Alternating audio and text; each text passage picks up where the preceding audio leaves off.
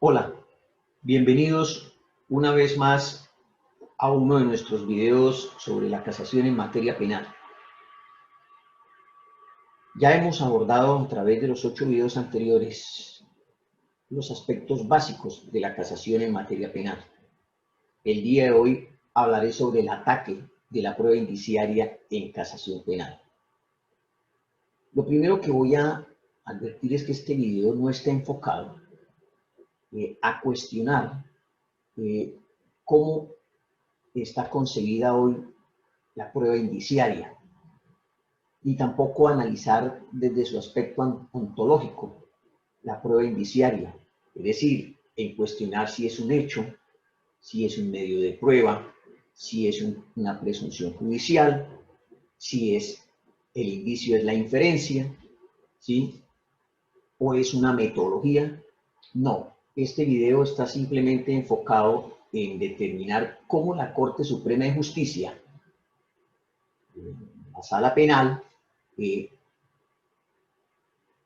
ataca, es decir, las censuras que se hacen referente a la prueba indiciaria.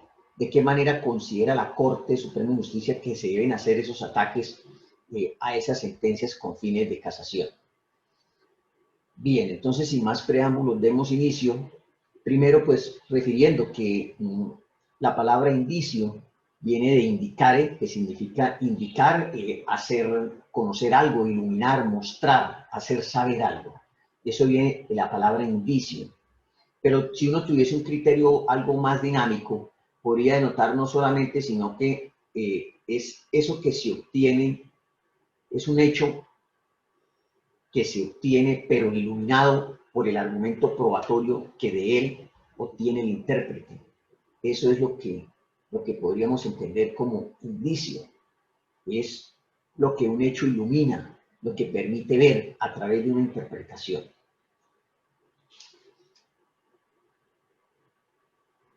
No es mi deseo hablarles sobre la evolución del indicio, pero sí es menester decir que la prueba indiciaria ha tenido, durante la historia de la humanidad, si uno se pone a hacer búsquedas sobre los indicios, la prueba indiciaria encuentra antecedentes desde hace muchos años atrás y se ha discutido muchísimo sobre la prueba indiciaria. Hay ríos de tinta sobre la prueba indiciaria. Hay un artículo muy interesante del doctor Jairo Parra Quijano que hace referencia sobre las culturas por allá de la Melanesia y las culturas indígenas de la Melanesia, donde cómo a través de los cuerpos indicaban qué podía haber ocurrido. Y esos son vestigios de lo que se llaman indicios. Pues bien, digamos que desde 1532, cuando la Constitutio Criminalis Carolina, que es el primer código procesal y penal romano-germano, ¿sí?, que tuvo como formal, ya admitía la prueba de indicio. Se decía que no podía tomarse como fundamento por sí sola para dictar una condena, pero si los indicios eran graves, pues permitían que se le hiciera el interrogatorio al sospechoso bajo un sufrimiento y tortura, y la condena solo se pronunciaba después de haberse conseguido esa confesión. Es decir, el indicio se tenía, si era un indicio grave, se tenía como una base para poder someter al procesado a, a, una, a una confesión, pero bajo los métodos de sufrimiento y tortura. Con posterioridad, ya cuando se produce una reacción contra el interrogatorio bajo tortura, en la medida en que va evolucionando las ciencias penales, pues se regresa a la prueba de indicio. Pero se procedió para una clasificación de una manera minuciosa y detallada, como si se tratara de piedras preciosas, hasta un punto que el juez se dedicaba a buscar indicios para poderlos ubicar dentro de algunas de las clasificaciones sin importarle, ¿verdad?, la realidad de los hechos, ¿sí? Y entonces esto empezó a tergiversar esa prueba indiciaria, a volverse muy subjetiva. Y vamos a ver también, encuentra uno en la historia, que la prueba de indicio en un tiempo deja de ser estimada. Y vista esto es, por ejemplo, que Giovanni Carminani, en su libro Elementos de Derecho Criminal, hace referencia a cómo esa prueba de indicio deja de ser valorada o generaba desconfianza. Y entonces dice textualmente: no niego que alguna vez los indicios puedan acumularse de manera que produzcan en el ánimo del juez no una simple sospecha, sino una certeza del delito y de su autor.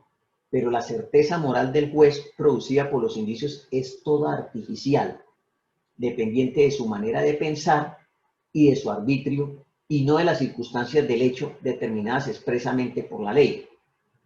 La prueba por indicios se funda en consecuencia sobre la opinión de un hombre y no de la ley, lo cual dentro de los principios anteriormente expuestos repugna de modo manifiesto a la índole de la prueba legítima y plena. Es decir, esto está en el año 1979, cómo la prueba de indicio empieza para esa época como a no tenerse con un gran valor probatorio, sino más bien generada de una manera artificial, pero de una manera como subjetiva a la valoración del juez. Y bueno, pues en la Corte Suprema de Justicia pues también se vio estas posturas. Hay una sentencia de febrero 17 del año 1958 en ponencia del doctor Ricardo Jordán Jiménez, que aparece en la Gaceta Judicial y habla que para esa época así se manifestó la Corte. Dice: es una prueba excelente por su origen y también porque su apreciación es es subjetiva, individual, encargada a la sagacidad y a la inteligencia, facultades humanas tan variables como distintas sean las capacidades de razonamiento de cada uno y como diversas las rutas que se siguen para sacar las conclusiones. Es decir, dejaba ver que la prueba indiciaria estaba muy sujeta a las facultades que tuviese el sentenciador, el juez, en su raciocinio, en su razonamiento, y que dependía el razonamiento de cada uno y que podía llevar diversas rutas, ¿sí?, que podían concurrir en diversas conclusiones. Pero esta tesis no dura mucho. 13 años después es recogida durante una ponencia del doctor Luis Carlos Pérez en una sentencia del 26 de mayo de 1971, entonces la Corte cambia su concepto sobre la prueba indiciaria, y es que no olvidemos que la prueba indiciaria ha sido y hoy en día es una de las que se tiene con mayor, se trabaja con mayor fuerza en la Corte Suprema de Justicia, y es porque hay situaciones que no permiten determinar, ¿sí?, no permiten conocer de manera histórica la ocurrencia de los hechos. Entonces vamos a tener que ir coligiendo estas responsabilidades de tipo penal a través de los indicios que se recolectan y a través de hechos indicadores que están debidamente probados. En 1971 la Corte se expresa de esta manera, dice: en otros términos, el indicio no comporta una subjetividad del intérprete, cambió la postura de 13 años atrás, sino una situación concreta de donde se deduce otra situación concreta por un proceso lógico o de enfoque mental. La misma lógica indica que los pensamientos surgen de la realidad y vuelven a ella para entenderla y transformarla. Los indicios no se agravan porque los capte una inteligencia superior o una sagacidad extraordinaria, ni se convierten en leves o en levísimos porque sean deficientes comprendidos. Los indicios son hechos, de los cuales se infiere la producción de otros hechos. Y los hechos son pura objetividad, existencias independientes de las ideaciones, los quereres y las ilusiones. Recoge completamente el criterio anterior, pero marca una postura importante, y es en reconocer que los indicios son hechos. Y esas han sido las discusiones que nosotros hemos tenido en tratar de determinar si un indicio es un hecho, o un indicio es un medio de prueba, o un indicio es la inferencia que se hace para llegar a un hecho desconocido, o un hecho es todo el proceso que se lleva a cabo para poder obtener esa conclusión.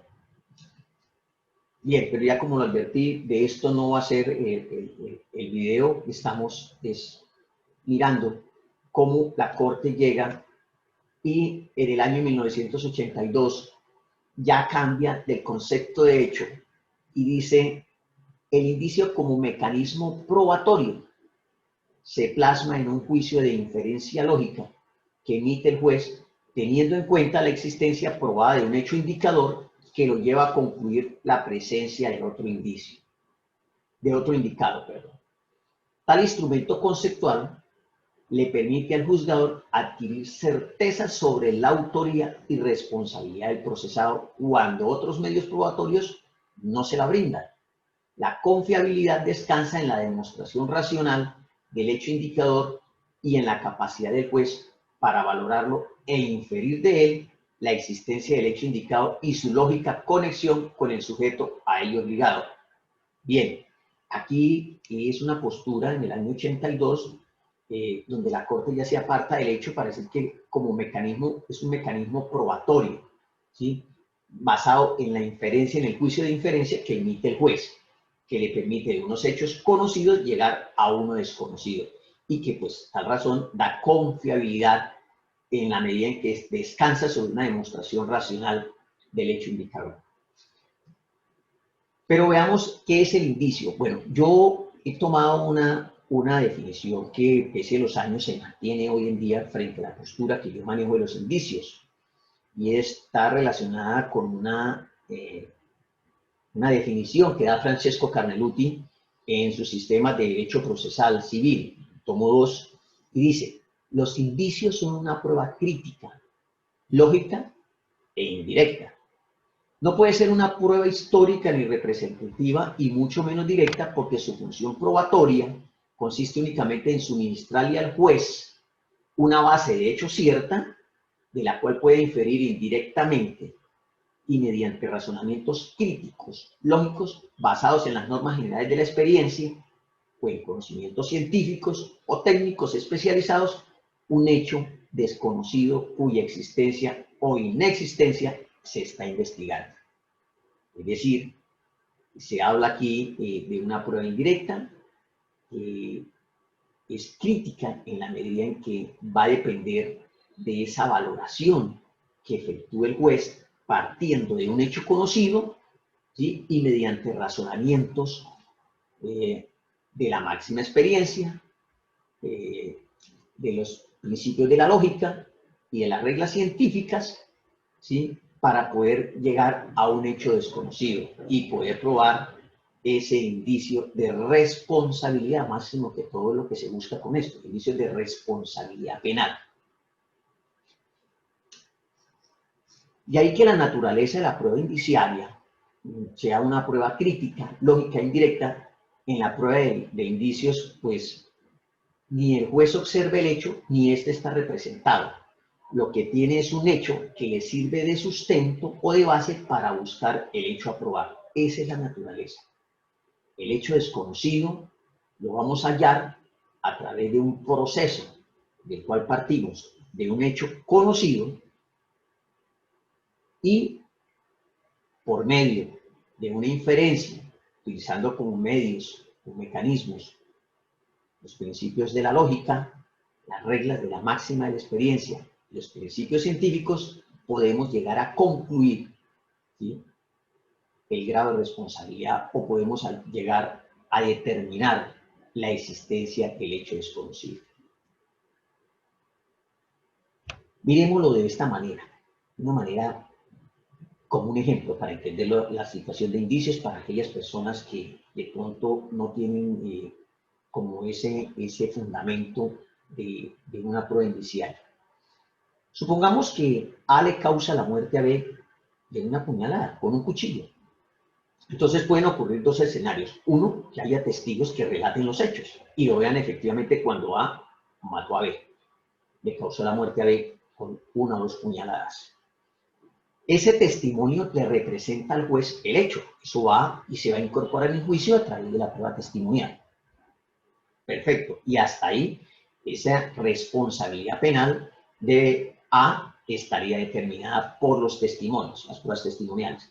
Pero puede ocurrir que no hubo testigos. Y entonces puede suceder varios eventos.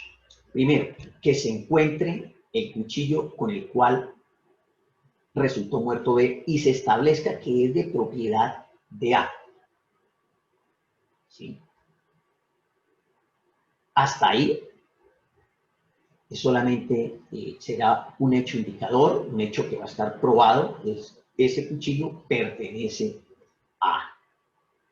Pero también se establezca que este A había amenazado a B a través de pruebas testimoniales, a través de un video, a través de personas que fueron testigas como A le profirió una amenaza a B. Es un hecho que va a estar probado, pero también vamos a encontrar que en la ropa de A se presentan o se encontraron manchas de sangre del mismo tipo de la sangre de B. Y así, etcétera, se producen otros hechos que van a estar probados. Pues el hecho de investigar es saber quién le dio la muerte a B. Entonces, dentro de ese proceso de inferencia, que aquí tampoco voy a cuestionar si es inductivo o deductivo, hay mucha bibliografía, hay mucha documentación sobre eso y cuestionamientos si el método que se aplique es inductivo o deductivo. Y entre esto les recomiendo nuevamente un artículo que tiene el doctor Jairo Parra Quijano, muy bueno sobre el análisis de la prueba indiciaria. Entonces, el cuchillo, la propiedad del cuchillo, las manchas de la sangre, no le permiten ver al juez directamente el autor del hecho, ni tampoco representan al autor, pero le permite, sustentado en ellos, inferir muy probablemente el causante de la muerte de B fue A. ¿Ve cómo se hace esa construcción? Y eso es lo que se denomina la prueba indiciaria, basada en hechos probados. ¿Cuáles? La propiedad del cuchillo, las manchas de sangre halladas en la ropa de A, que pertenecían al occiso. Y 3, las constantes amenazas, ¿sí?, que había proferido A a B. Entonces se puede colegir o inferir, ¿sí?, que el causante de la muerte de B fue A. Pero bien, ¿por qué la discusión hoy en día o por qué es tan difícil lo de la prueba indiciaria en la Corte Suprema de Justicia?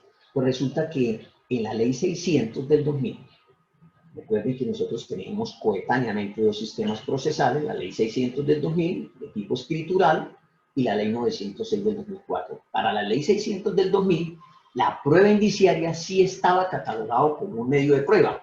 Vista eso es que en el artículo 233 hace referencia a que constituye señalable indicio como medio de prueba junto con la inspección, la peritación, el documento, el testimonio y la confesión. El indicio y la confesión son medios de prueba que no están incluidos en la Ley 906 del 2004. En igual forma, en los artículos 284 y subsiguientes reguló la Ley 600 la forma como se valoraba la prueba indiciaria como método probatorio autónomo. Entonces, en el artículo 84, por ejemplo, habla de que los elementos, todo indicio debe basarse en la experiencia y supone un hecho indicador. De ahí se tiene que partir. Son hechos indicadores que deben estar probados, del cual el funcionario infiere lógicamente la existencia de otros. La unidad de indicio, el hecho indicador debe ser indivisible, sus elementos constitutivos no pueden tomarse separadamente como indicadores, es decir, deben tomarse todos como una unidad. No puedo yo tomar lo que me conviene y dejar lo otro porque pues, puede cometerse injusticias. Y eso es, es una de las situaciones que se tienen en cuenta con esto de las pruebas indiciarias. Ya vamos a ver con un ejemplo. Y en el artículo 286 habla de que el hecho indicador debe estar probado, ¿sí? Y el artículo 287 refiere a que el funcionario apreciará los indicios en conjunto, teniendo en cuenta su gravedad, su concordancia y convergencia y su relación con los medios de prueba que obren en la actuación procesal. Esto es importante valorarlos todos en conjunto, porque pueden haber cosas que se presenten como un hecho probado, pero que al analizarlo con los demás no se puede inferir esa responsabilidad de la persona. Me explico. Supongamos que encontramos un cuerpo sin vida en un pasaje nocturno. Pero cuando se hace el levantamiento del cadáver, se observan algunas situaciones. El cadáver, la persona fue muerta con arma blanca, pero se encuentra una colilla y de esa colilla se recauda, y entonces muy probablemente se iría a decir que el homicida estaba fumando, y muy probablemente al someterse a las pruebas de ADN podamos determinar, bueno, eso de, digamos, en Estados Unidos, que se tiene ese banco de datos de ADN, pero supongamos que podemos determinar que fue Pepito. Es decir, tendríamos dentro de esos hechos conocidos el cadáver y una colilla de cigarrillo allá en el lugar de los hechos. Pero resulta que Pepito ese día no estuvo en los hechos, ese día no estuvo por ahí.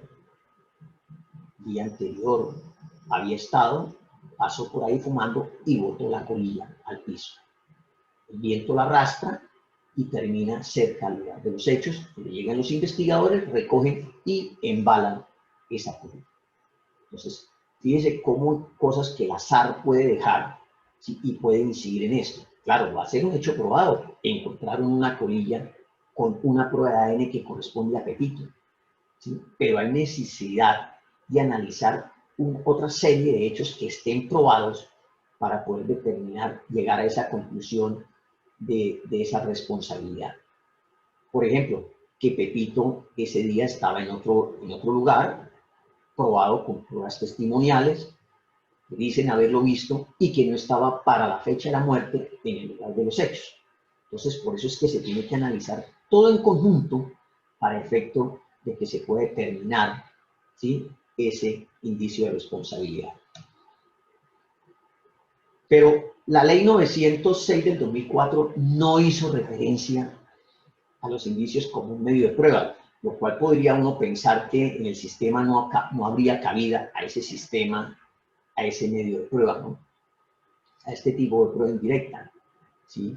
Pero, por el contrario, la Corte Suprema de Justicia en muchos pronunciamientos tiene que se mantiene vigente de la interpretación de la legislación vigente y de los lineamientos fijados en la jurisprudencia, es que ese medio de prueba tiene aplicación.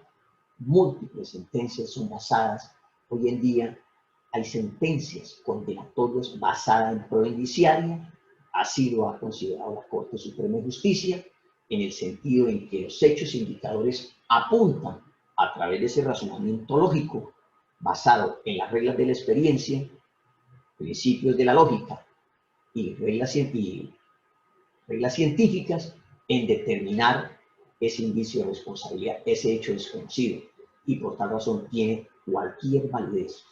Entonces, por ejemplo, en sentencia de la Corte Constitucional, en un auto del 24 de marzo del 2010, en ponencia el doctor Luis Ernesto Vargas Silva, habla sobre el indicio como una prueba autónoma y legítima. Dice, la prueba indiciaria constituye un medio de prueba autónomo y legítimo que, aplicado técnicamente de conformidad con su estructura lógica crítica, puede tener una eficacia demostrativa y concluyente. De esa manera queda prácticamente que incorporado en nuestro ordenamiento jurídico, pese a que no está en la norma expresa, no la reguló como si estaba regulada en la ley 600 del 2000, y el legislador no la reguló en la ley 906 del 2004, sí se considera como un medio de prueba autónomo y legítimo, completamente válido, ¿sí?, que reviste particular importancia dado que está basada en las circunstancias fácticas que rodean el hecho delictivo investigado y en la concatenación de momentos sucesivos ligados indefectiblemente a la realización delictiva.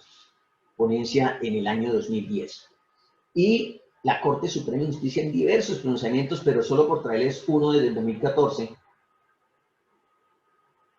dentro del radicado 38793, en ponencia del doctor Eugenio Fernández Calier, dice que la prueba de referencia es una prueba, perdón, la prueba indiciaria es una prueba indirecta, construida con base en un hecho indicador o indicante, acreditado con otros medios de persuasión autorizados por la ley, del cual razonadamente, según los postulados de la sana crítica, se infiere la existencia del otro hecho indicado, hasta ahora desconocido y que interesa al objeto del proceso, el cual puede recaer sobre la materialidad de la conducta típica o sobre la responsabilidad del sujeto agente para confirmar o infirmar cualquiera de esas categorías.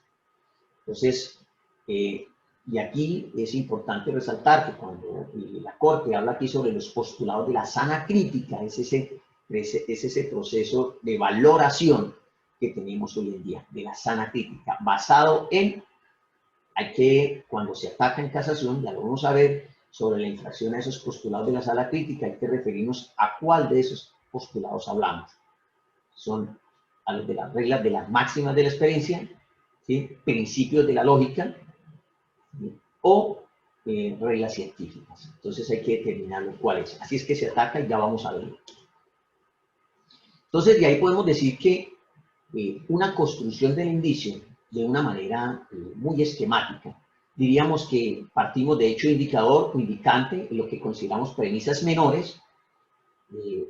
No solamente puede haber un hecho indicador, ya lo vimos en el ejemplo de que A mata B, que fueron 3 hechos indicadores, que fueron la propiedad del cuchillo, que correspondía a A, el hallazgo de manchas de sangre en las prendas de A, correspondiente al tipo de sangre del B, del occiso, y los testimonios, hechos probados, indicantes, indicadores de las amenazas que había proferido A con anterioridad hacia B. Entonces el hecho indicador debe estar debidamente acreditado, eso es lo importante, debidamente acreditado, probado por los medios directos de prueba como son el testimonio, la peritación, la inspección, el documento, la confección, etc. Bueno, de ahí vamos a llegar a una premisa mayor, es esa inferencia lógica, es una inferencia racional basada o fundada en los postulados de la sana crítica, que tiene como instrumento o vehículos de argumentación los principios de la lógica, las reglas de la ciencia y la máxima de la experiencia, para poder nosotros llegar a concluir, ¿sí?, a un hecho indicado, ¿sí?, que es el hecho aquel que desconoce. Es un hecho desconocido, pero que interesa al objeto del proceso, el cual puede recaer muy probablemente sobre la materialidad de la conducta o de manera particular, como nosotros hoy en día máximo se construyen indicios en determinar, y así lo dice el doctor Germán Pavón en una de sus ponencias sobre indicios de responsabilidad. Básicamente a eso es lo que apunta, ¿sí?, determinar la responsabilidad del sujeto agente. Bien, como el fin de este video es determinar cómo se ataca la prueba indiciaria en casación, hay muchos pronunciamientos de la Corte, pero entre esos hay uno muy interesante que es a nivel pedagógico, que está en el radicado 45889, que lo habla como en forma de pasos y dice: a la hora de construir un indicio, lo primero es contar con un hecho indicador debidamente probado, siendo necesario señalar cuáles son las pruebas del mismo y qué valor se les confiere.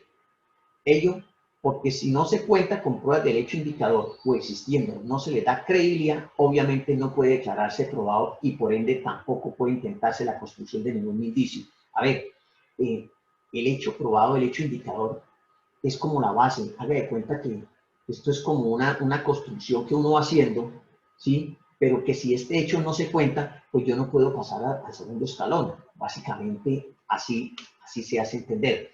De manera que dice, si no se cuenta con las pruebas del hecho indicador o existiendo no se les da la credibilidad, obviamente no puede declararse probado y por ende tampoco puede intentarse construcción de ningún indicio. Fíjense lo importante que es.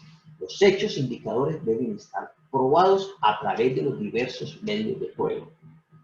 Prueba testimonial, la prueba documental, la prueba pericial, la inspección judicial, ¿sí?,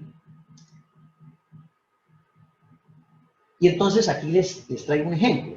Por decir, es posible que en la estructuración de la hipótesis, miremos, una fiscalía infiere ese hecho de datos o hechos indicadores como siguientes: que el procesado salió corriendo del lugar de los hechos segundos después de producir los disparos letales. Segundo, que había tenido un enfrentamiento físico con la víctima el día anterior. Tercero, 2 días después del homicidio le fue hallada en su poder el arma con la que se produjo la muerte, etc.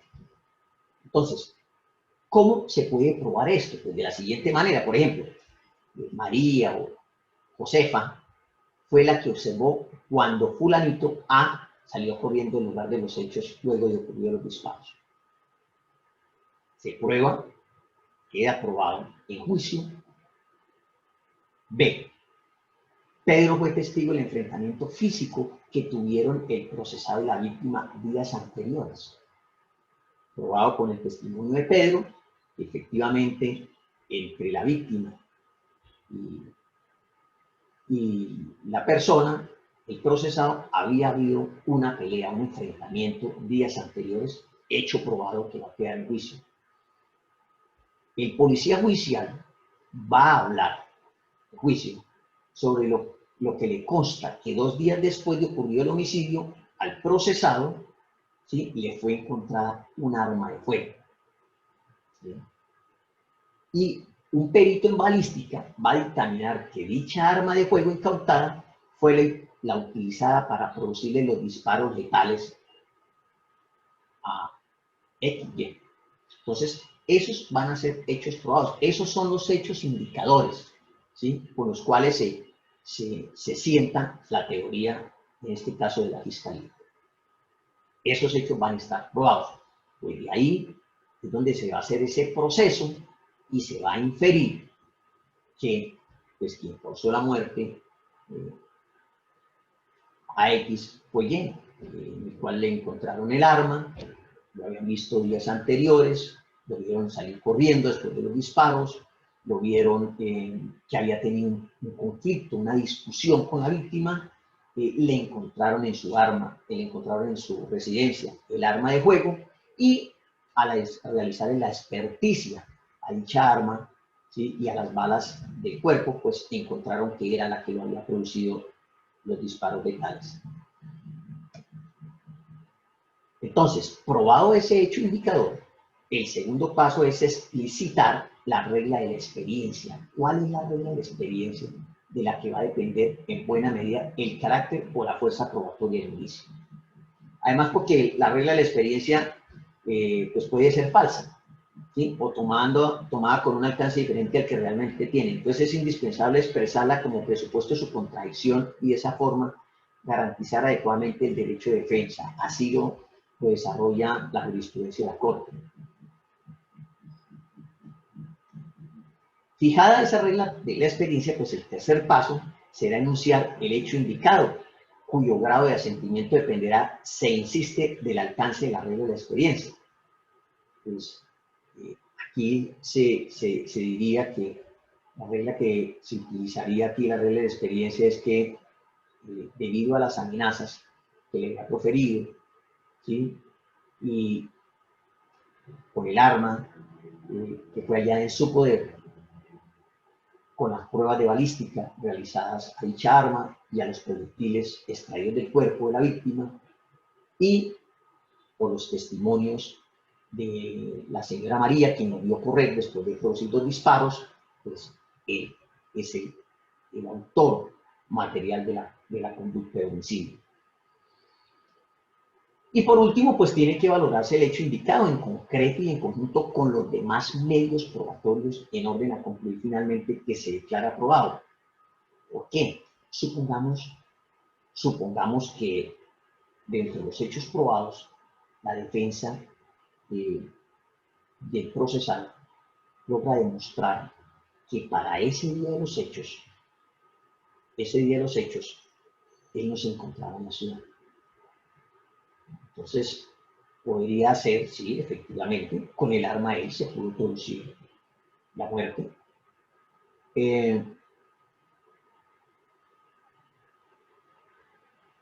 Efectivamente, los proyectiles extraídos corresponden a las del arma del señor, efectivamente días atrás lo vieron en esa discusión, una pelea, pero muy probablemente la señora que lo observó habría que determinar si lo observó era a él o a alguien parecido a él. ¿Sí? Porque ahí podría cuestionarse y tendría que caerse ese indicio de responsabilidad al demostrar de una manera fehaciente que él no estaba en él se encontraba en un lugar de los hechos. ¿Y cuál sería la regla a aplicar? ¿Sí? Pues es una que es muy fácil. Científicamente nosotros no tenemos el don de la ubicuidad, no podemos estar en un mismo tiempo en dos lugares diferentes. O es aquí y el uno excluye al otro. O estoy en Santa Marta o estoy en Bucaramanga.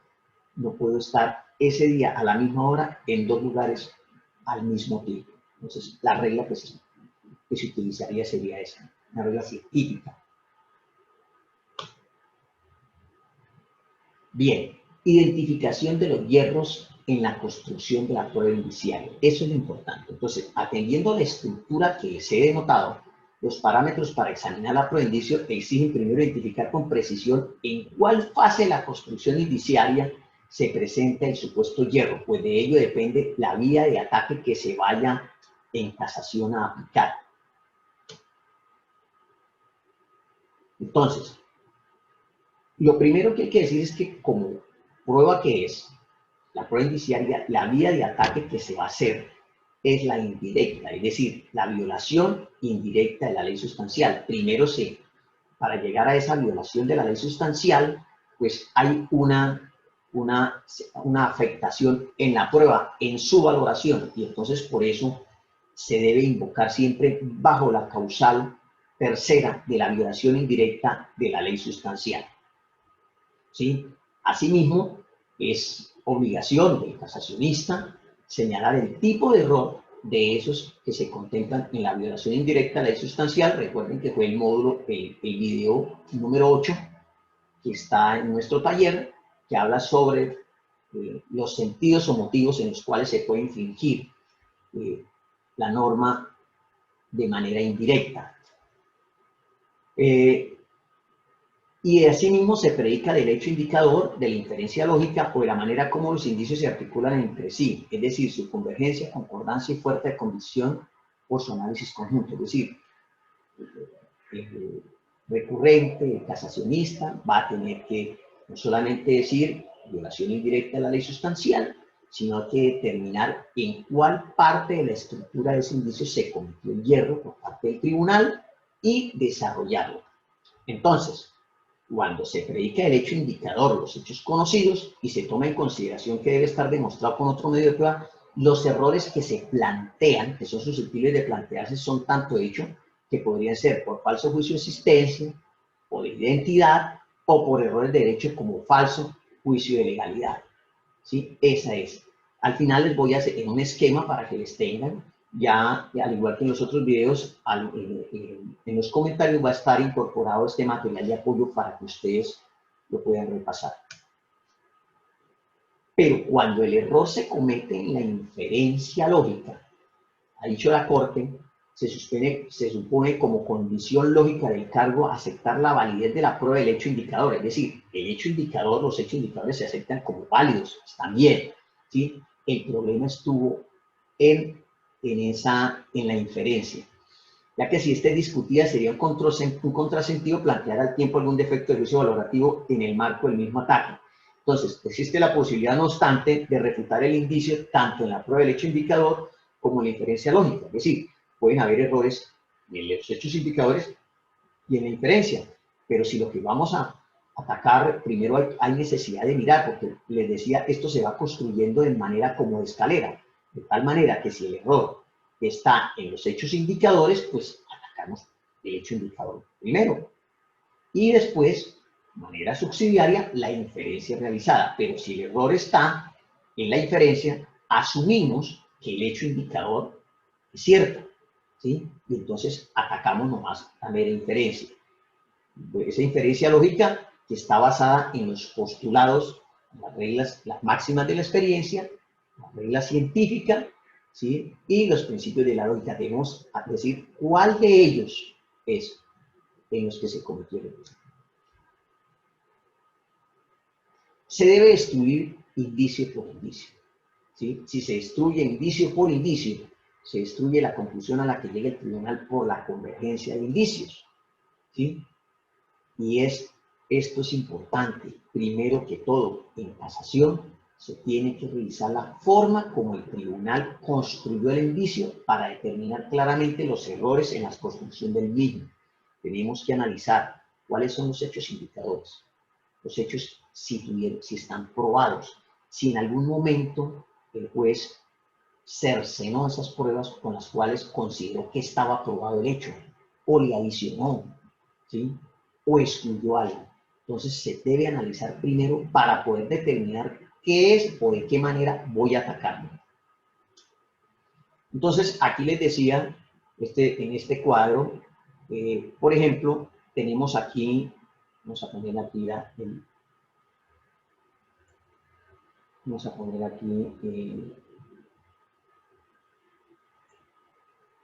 esta pluma. Entonces, ve, tenemos aquí que la forma de atacar los hierros en la prueba indiciaria. Entonces, tenemos que cuando es por un hecho conocido, es decir, los hechos indicadores, cuando el error consiste en eso, en la construcción que hizo el tribunal consiste en los hechos conocidos, pues los ataques van a ser ya sea por error de hecho, por falso juicio de existencia, ya sea por suposición o falso juicio de identidad. Pero también se puede presentar por un falso juicio de legalidad y de acuerdo a eso debemos desarrollar el ataque en casación. Pero cuando consideramos que el error se da en la inferencia, es decir, asumimos que este hecho conocido lo estuvo probado, ¿sí? Entonces aquí se utiliza por falso raciocinio, pero vuelvo y les repito, siempre para la Corte, no puedo decir que por falso raciocinio, sino porque se infringió los principios, las máximas de la experiencia, reglas científicas, ¿sí? O los principios de lógica formal. Se debe determinar cuál de esas fue la infracción que llevó o que incurrió el tribunal al valorar esos hechos conocidos. Pero también, como les advertí anteriormente, se puede presentar en un hierro, tanto en el hecho conocido como en la inferencia lógica. Entonces se va a manejar por cargos diferentes, distintos, pero partiendo siempre por derruir, destrozar como cargo principal, pues el hecho conocido, en el entendido de que esto se produce, que si no tengo los hechos conocidos probados, pues no puedo yo llegar a un hecho desconocido, ¿sí? No puedo yo llegar a esa conclusión, a aplicarle una inferencia. Entonces primero destruyo, hago el ataque en casación sobre el cargo principal, como cargo principal al hecho conocido y de manera subsidiaria sobre la inferencia lógica. Y cuando existe convergencia de los indicios, pues la idea es que vayamos destruyendo indicios por indicios y lo vamos a atacar por el falso raciocinio. Entonces, entendamos que, o recordemos mejor, esto está en su falso raciocinio, este sistema de valoración de la prueba, o mejor dicho, perdón, el falso raciocinio constituye cuando el funcionario valora la prueba de manera íntegra en la sentencia sin darle una lectura equivocada, pero construye inferencias que riñen contra los postulados de la sana crítica, ¿sí? Y esos postulados de la sana crítica son los que vengo repitiendo o de manera reiterativa les vengo diciendo en este video. Esas máximas de la experiencia, esos principios de la lógica, esas reglas científicas están explicadas en el video anterior, cuando hablamos del falso raciocinio, cuando hablamos de la violación indirecta de la ley sustancial. Ahí quedaron explicadas bien esos presupuestos. Es decir, con una concreta ley científica, unos principios de lógica o unas máximas de la experiencia. Esta es una radicación 42930 del 25 de 2014 del magistrado Eugenio Fernández Calvier. Y vista de esto que les digo, que se ataca de esta manera, vemos en esta sentencia de radicado 50-290 del 2017, magistrado ponente Eider Patiño Cabrera, que dice: respecto a la apreciación del indicio, la sala tiene decantado que este elemento cognoscitivo, o sea, aquí habla de un elemento cognoscitivo, otro lo hablan medios de prueba. Con anterioridad vimos que era un hecho, ¿sí? En otro que era un mecanismo. Eso es una discusión que todavía la tenemos ahí, casada y presente. Como los demás medios de persuasión, puede ser controvertido mostrando la existencia de errores de hecho por falso juicio de existencia o identidad, o de derecho por falso juicio de legalidad respecto a la prueba del hecho indicador. En el diagrama anterior, ahí está especificado. O errores de raciocinio respecto al proceso de inferencia, o yerros de raciocinio frente a la convergencia de los indicios entre sí y con los demás medios de persuasión. Bien, amigos, hemos llegado al final de este video, el número 9.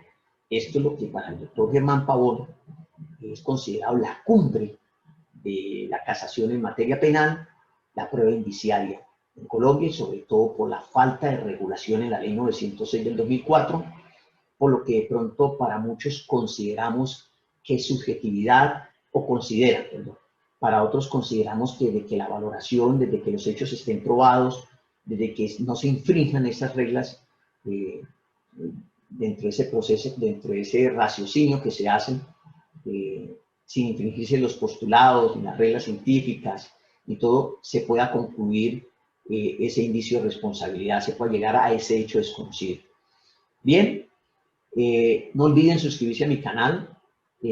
Los videos que vendrán, vamos a empezar a atacar o a mirar cuáles son los ataques más frecuentes en casación, a efecto de que, pues, que sea un taller, de que no sea solamente esta parte que ha sido de mero conocimiento, sino que tenga aplicabilidad con referencias jurisprudenciales, que ese es siempre la costumbre mía. Bueno, muchas gracias por todo y hasta una próxima oportunidad.